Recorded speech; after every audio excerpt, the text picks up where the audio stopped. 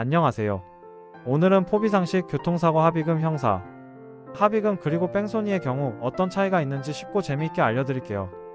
교통사고가 발생하면 형사, 민사 두 가지 법적 절차가 필요할 수 있어요. 뺑소니는 상황을 더 복잡하게 만들 수 있고요. 자, 그럼 하나씩 알아볼까요? 1. 형사합의금. 형사합의는 교통사고 가해자의 형사처벌을 낮추기 위해 피해자와 합의하는 거예요. 형사합의금은 피해 정도, 사고 경위, 가해자의 잘못 정도를 고려해서 결정되는데 딱 정해진 금액은 없어요. 서로 이야기해서 결정하는 거죠. 만약 뺑소니라면 어떨까요? 뺑소니는 특정 범죄 가중처벌 등에 관한 법률에 따라 처벌이 더 강해지기 때문에 형사합의가 더 중요해져요. 뺑소니로 사람을 다치게 하거나 사망하게 한 경우에는 합의금 수준이 훨씬 높아질 수 있답니다. 형사합의를 한다고 해서 모든 형사 책임이 없어지는 건 아니에요. 법원에서는 사고의 심각성, 가해자의 반성, 정도 등을 종합적으로 고려해서 형량을 결정하거든요. 2. 민사합의금. 민사합의는 교통사고로 인해 발생한 피해자의 손해를 보상하는 절차예요. 치료비, 수리비를 못한 기간의 수입, 정신적 피해에 대한 위자료 등을 돈으로 배상하는 거죠. 민사합의금은 피해자의 과실, 소득 수준, 부상 정도, 후유증 등을 고려해서 계산돼요.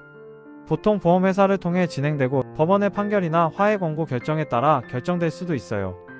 형사합의와 민사합의는 별개로 진행돼요. 형사합의를 통해 형량을 낮추더라도 민사상 손해배상 책임은 그대로 남아있답니다.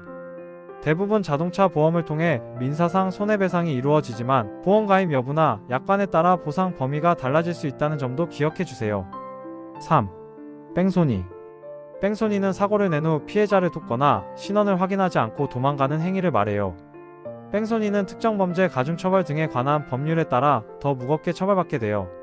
사고의 정도에 따라 징역형이나 벌금형을 받을 수 있고 운전면허가 취소되거나 정지될 수도 있어요. 뺑소니는 형사처벌뿐만 아니라 민사상 손해배상 책임도 더 커질 수 있어요. 뺑소니 가해자는 피해자에게 더 많은 돈을 배상해야 할 수도 있답니다. 4. 합의금 차이 정리. 구분 형사합의금, 민사합의금.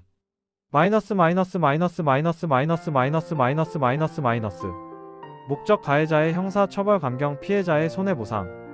결정 요인 피해 정도, 사고 경위, 가해자 과실 정도, 뺑소니 여부 등 치료비, 수리비, 일실수입, 위자료, 피해자 과실 정도, 소득 수준, 후유증 여부 등 지급 시기 형사 재판 전 또는 재판 과정 보험사 또는 가해자와 협의 후 특징 합의 여부가 형량에 영향 합의했다고 형사 책임 면제 X 손해배상 청구권 포기 의미 합의 시 신중해야 함. 뺑소니는 가중 처벌 요인이므로 형사 합의금 수준이 높아질 수 있음. 뺑소니는 민사상 배상 책임